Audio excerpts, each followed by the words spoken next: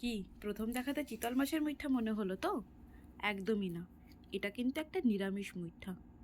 উপকরণ সেটা না তো রান্না করতে করতেই দেখবো, তার জন্য পুরো ভিডিওটা দেখতে হবে তো নাকি? আর টেস্ট কেমন হয়েছে সেটা জানতে হলে তো এটা একবার বাড়িতে আপনাকে বানিয়ে দেখতেই হবে। চলুন তাহলে রান্নাটা এবার শুরু করি।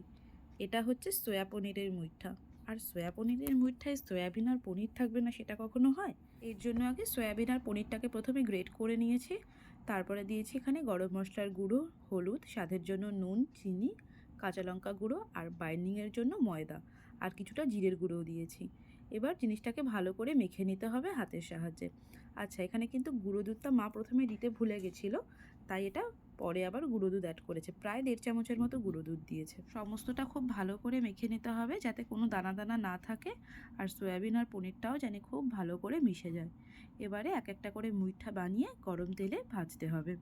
মিডিয়াম আছে সমস্ত মুইঠাগুলোকে ভেজে নিতে হবে, নাহলে কিন্তু ওপরটা তাড়াতাড়ি লাল হয়ে যাবে আর ভেতরটা কিন্তু ভালো করে ভাজা হবে না। মুইঠাগুলো ভাজতে ভাজতে আমরা এর মশলাটা তৈরি করে নিয়েছি।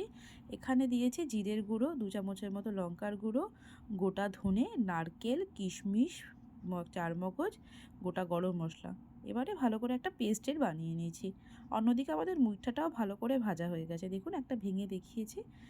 মুইঠাগুলো সবকটা ভাজা হয়ে গেছে। এবারের মশলাটা আমাদের তৈরি করতে হবে, যেটা আমরা বেটে রেখেছিলাম যে মশলাটা, সেখান থেকে 3 চামচের মতো মশলা নিয়েছি। আর নিয়েছি হলুদ গুঁড়ো, স্বাদের জন্য নুন, চিনি আর আদা বাটা।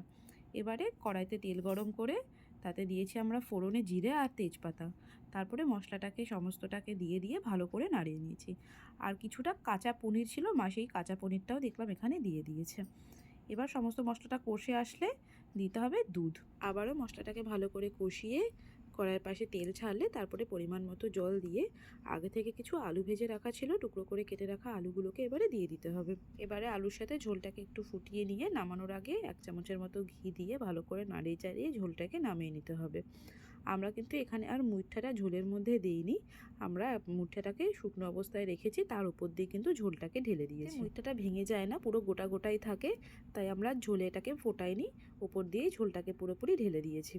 মুইঠাগুলো কিন্তু একটু ঝোল টেনে নিতে পারে, তাই কিন্তু ঝোলের পরিমাণটা একটু পাতলা রেখেছি। এতে যখন ঝোলটা টেনে থাকবে তাহলে একদম সুন্দর মতো কিন্তু গ্রেভিটা হয়ে যাবে। এবার তাহলে আপনারাই বলুন, এই রান্নাটা যদি থাকে তাহলে কি আর মাছ মাংসের দরকার হয়? অবশ্যই কিন্তু আপনারা বাড়িতে বানিয়ে ট্রাই করবেন আর জানাবেন আমাদের কেমন লাগলো। এরকম কিছু নিরামিষের রেসিপি দেখার জন্য অবশ্যই কিন্তু আমাদের পেজটাকে সাবস্ক্রাইব করবেন। টাটা।